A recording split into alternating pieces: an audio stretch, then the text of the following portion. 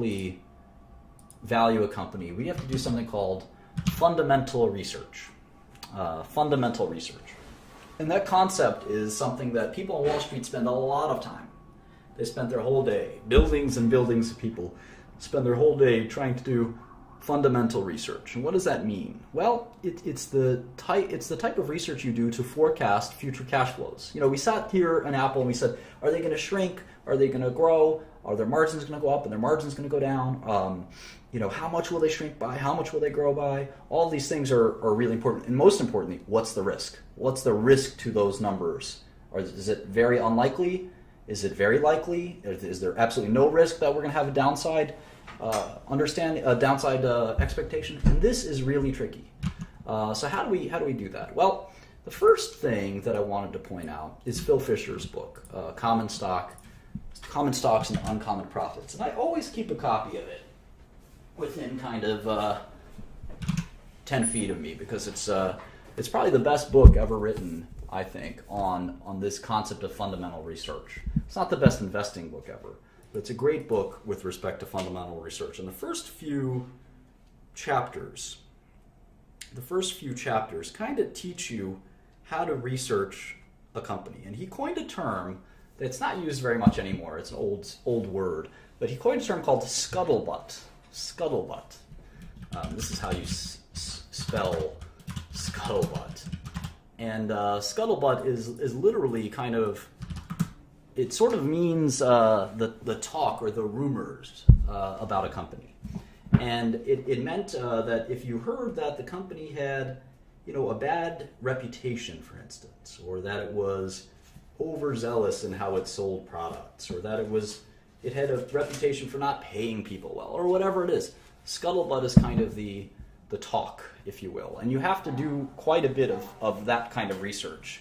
And in modern times, in the old days, it was different ways to do it. Now with the internet, it's actually a lot easier to do quite a bit of that research yourself, which is kind of neat. So I would encourage you to read Phil Fisher's book, and we'll do that for Apple a little bit. I'll sort of read out a few pages of it, and then we'll sort of actually try to follow some of the guidelines in the book. And this is a book recommended by Warren Buffett and many others. Again, I wouldn't take it for gospel, but I specifically think those few chapters where he talks about how to research, do some fundamental research, I think are pretty good, or as good as I've seen. There's some other checklists and things out there that are also good, but after a while it becomes second nature. So what's the second way to do it? Well, management is part of Phil Fisher's approach, and I just pulled it out as a really important. Even if you don't read the Phil Fisher book, you have to get some kind of relationship going with management, whether you like management or you don't like management. So management of Apple is Tim Cook. Now how do we we're never going to meet Tim Cook, right? I mean, we're not friends with Tim Cook. We're not going to be friends with Tim Cook. We're not important enough as investors to be Tim Cook's buddy. But we can listen to conference calls. We can listen to Apple's conference call. Very few people do this. Even though it's very easy to do. You go to Apple's website, apple.com, go to the investor website, and here's their earnings call. You can actually just click and listen. And let's listen to a few minutes of it. And you can decide over time, I really like, it's nice and embarrassing, the streaming audio feed is currently unavailable. Come on, Apple, get your shit together.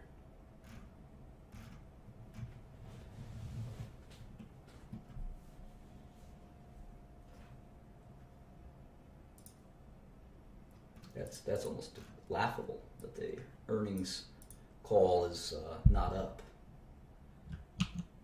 Well, let me go to my fail-safe Bloomberg here, and let me see if I can get that conference call myself. I'm sure there's another link. If anyone could get the link, I'd be very happy. But for now, let me try to find it.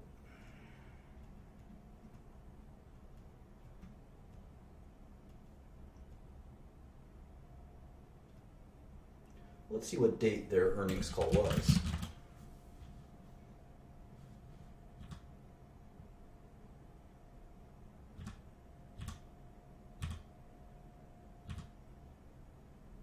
Isn't that annoying that it's down?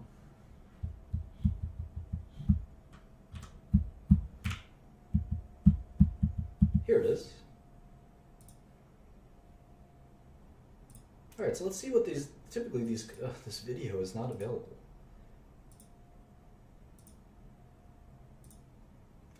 Why is this so difficult? Well, here's the transcript, but I want to listen to it. And here we go. Well, that's the Q3 earnings report. Skip half your bill. Break up with Sprint. Move to Metro. Welcome to this Apple Incorporated third quarter at least fiscal what it year sounds like. 2015 earnings release conference call. Today's call is being recorded. At We don't this want the time, for transcript. opening We wanna remarks hear and what it sounds introductions, like. I would like to turn the call over to Nancy Paxton, Senior Director of Investor Relations. Please go ahead, ma'am. Thank you. Good afternoon, and thanks to everyone for joining us. Speaking first today is Apple CEO Tim Cook, and he'll be followed by CFO Luca Maestri. And after that, we'll open the call to questions from analysts. So you can see here, you might not be able to talk to Tim Cook whenever you feel like it, but there's people that work at Apple that are investor relations people. And you could actually reach out to them. Reach out to Joan and Nancy. I mean, they're paid to talk to you. That's their job. That's their job. And you can see that they're on.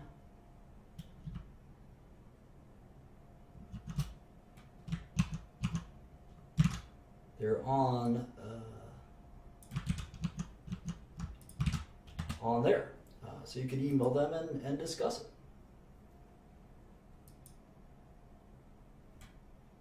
Anyway, let's listen in a little more.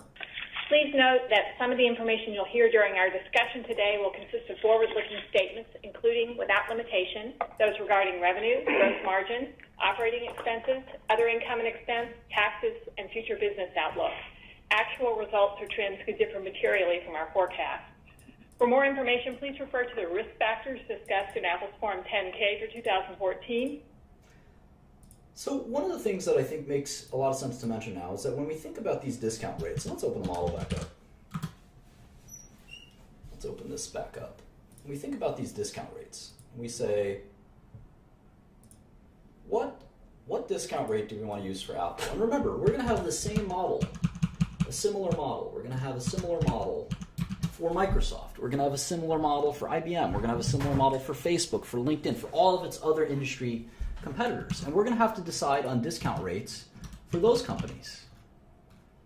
And how do we decide who gets the low discount rate? That's what you want for an investor. You want, or at least that's what would make the value of the company higher. It doesn't necessarily mean that the company is a good investment. The only time the company is a good investment is if you can buy it for less than what it's worth. We have to objectively say which company is riskiest. And one of the ways we can do that is by judging management.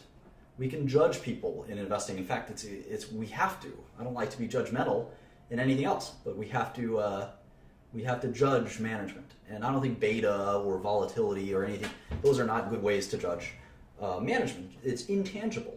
It's intangible. You really have to make a gut check. So when we think about Apple's competitors or peers, we can think about what? Netflix, Google, Facebook, AT&T. What else? Who else? Let's see. We take RV and Bloomberg. We get a good guess. IBM, Samsung, Sony. Those are a few to name to name the least. Just big tech giants, big diversified. Apple's not that diversified, but tech giants. What are the discount rates we're going to give to all of these guys? Well, diversity is really important. Diversity is really important, and the type of business they're in. AT&T is a regulated monopoly, so it's going to have the lowest.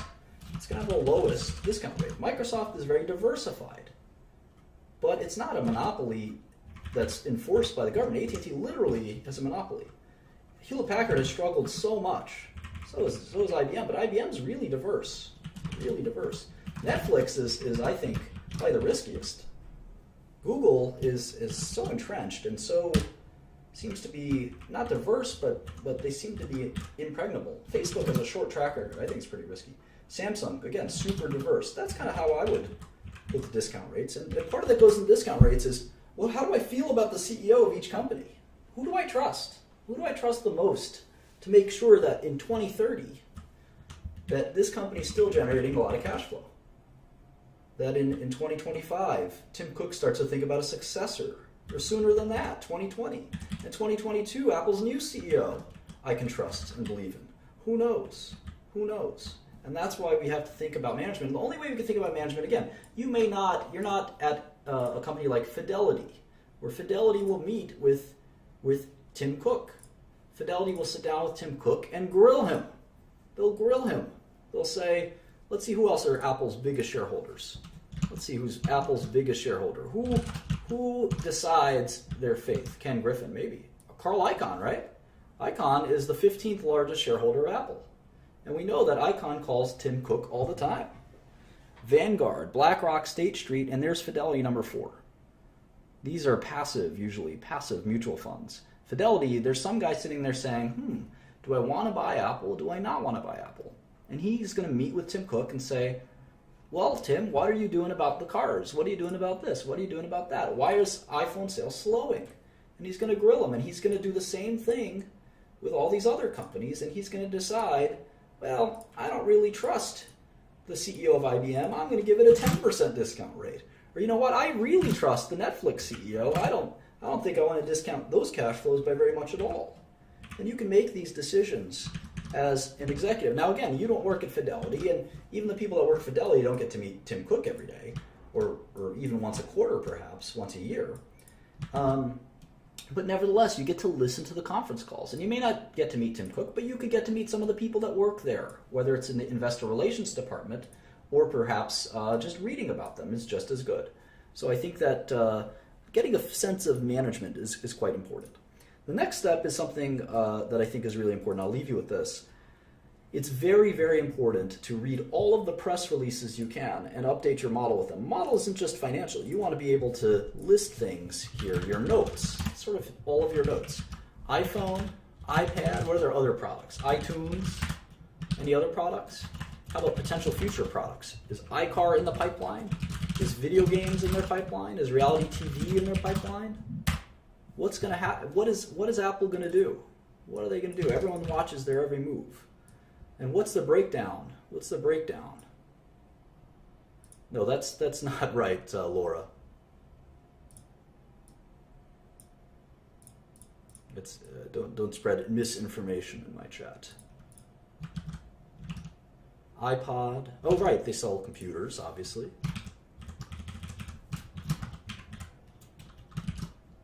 What is that? MacBook, stuff like that. Macs.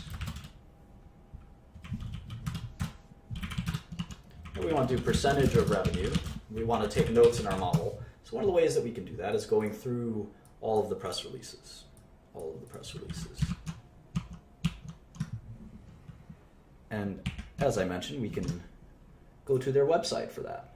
You can in fact click press releases and hear all their press releases. And I expect you to go back at least 1 year. If you want to understand a company, you have to go back at least a year, reading every press release and listening to every conference call.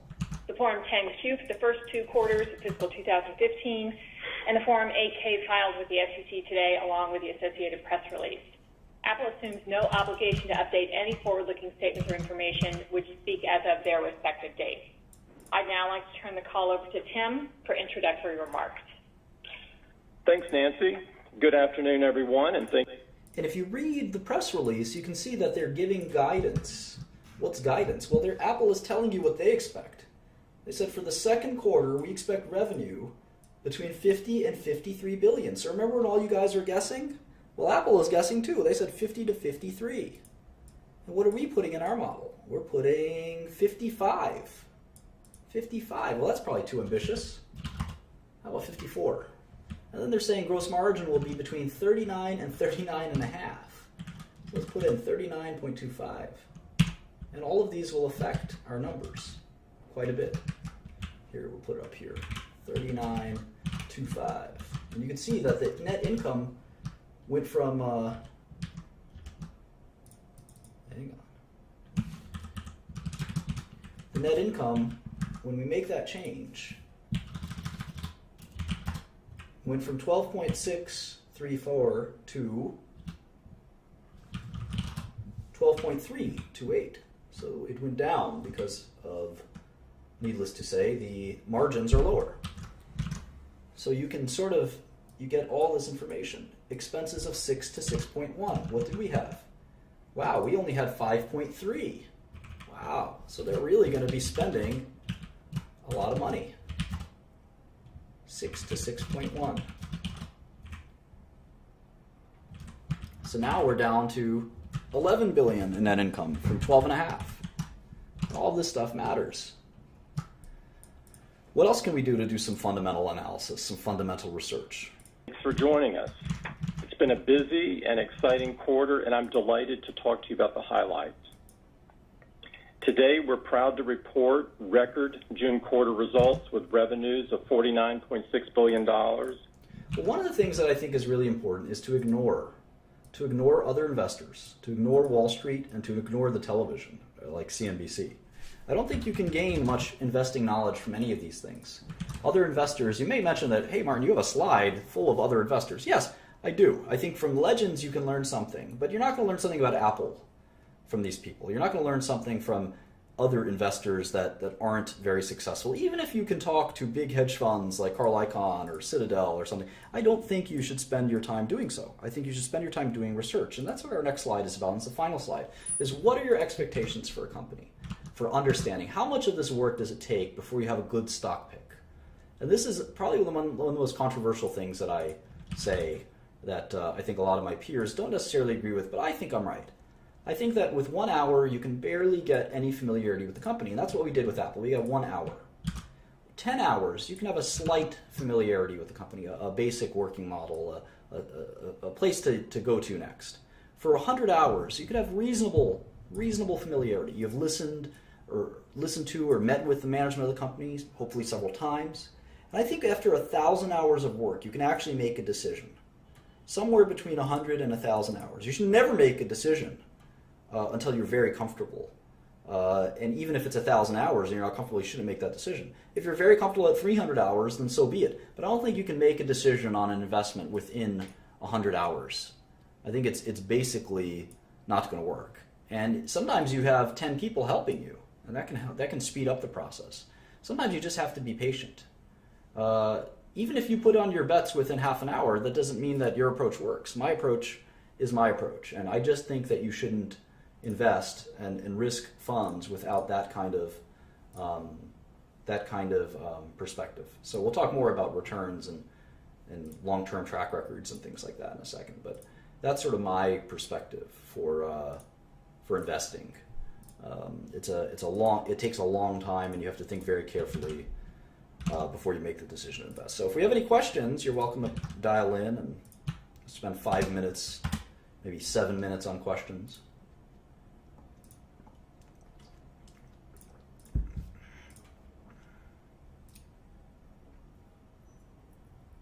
Hello? Hello? Hey, how's it going? What's your question? Should I pick Annie or Brand mid? Anyone else?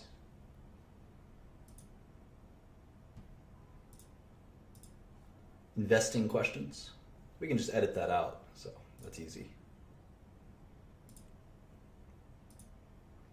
You have to have your video camera working on, by the way. Otherwise, we won't accept you. We'll X you out. Hey. Hi, Alan. Yeah. I was looking at the UWTI stock. It's in the ones, a little under 2. And if oil goes up... I'm looking for questions on the lesson.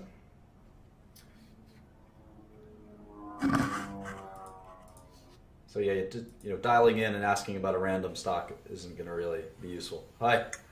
Hi there, Martin. I was wondering, how much money does one need to have in order to make a successful investment? I think you should spend less time about thinking about how much money you need and spend more time about getting your skill. And we covered this in the first lesson in pretty good detail. Hey, I was wondering, how do you account for any political changes that could occur? Say your company's based in Ireland or something, if Sure. you're expecting a revolution. Yeah, so obviously the discount rate is a good way to do that. All right, thanks. Cool. We've talked about discount rates for 2 or 3 lessons in a row now, so it's hard to do that. All right, any other questions with people who have video cameras? It's a video chat website, so you have to video chat. We don't take non-video chats. If I can put my face on camera, so can you. Anyone else?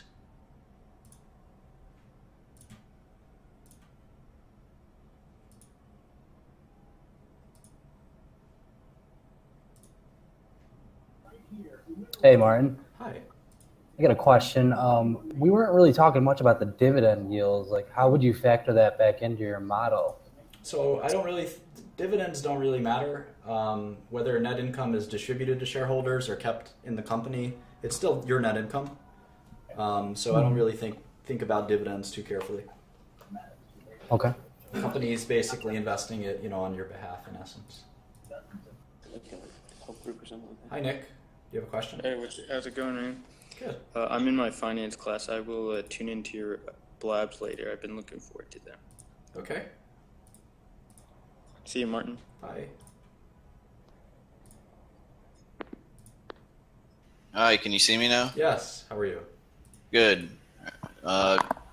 Basically, I was looking back, I think it was like last year.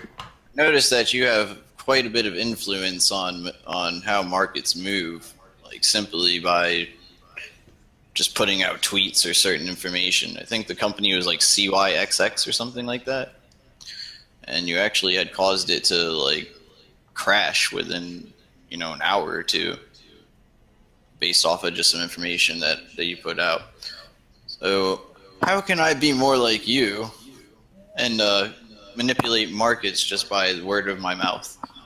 Well, I think that if you become a really successful investor and learn a lot about finance, you can certainly your comments can influence the markets, but I wouldn't call it manipulating. I mean, if someone thinks a movie is a good movie, more people will go see that movie, like Siskel and Ebert, right? I don't know if you remember those folks. You have to have a good track record of predicting stock movements. Thanks for the question. PMW?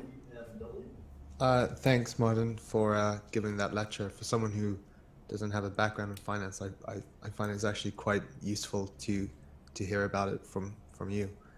I just wanted to talk about or ask a question.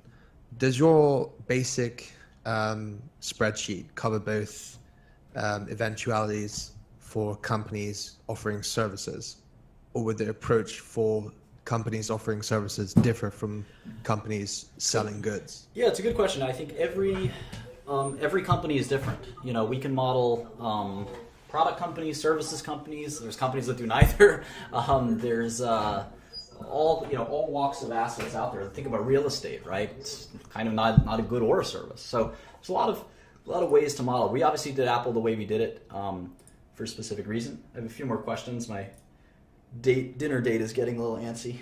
Martin, is inflation accounted for in the discount rate? Usually, yeah. That's why there's a 2% discount rate on the government bonds. So there's a security called the TIPS, which is the Treasury Inflation Protected Security.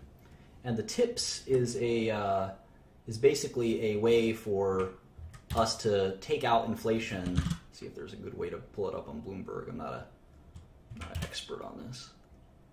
The TIPS is a good way for us to strip out inflation. Sometimes call them strips, in fact. Here we go. And a Treasury, the TIPS for 10-year bonds yield 0.3%. And the 10-year bond yields 1.8%. So it's telling you that the inflation expectation is 1.5%. So any discount rate is going to include a baseline of inflation. Now, there are discount rates that have negative, there's deflation out there. So certain countries that have that. In fact, in the U.S., we expected potential deflation.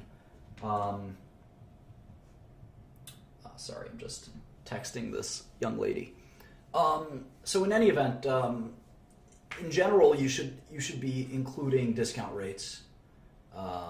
You should be including discount rates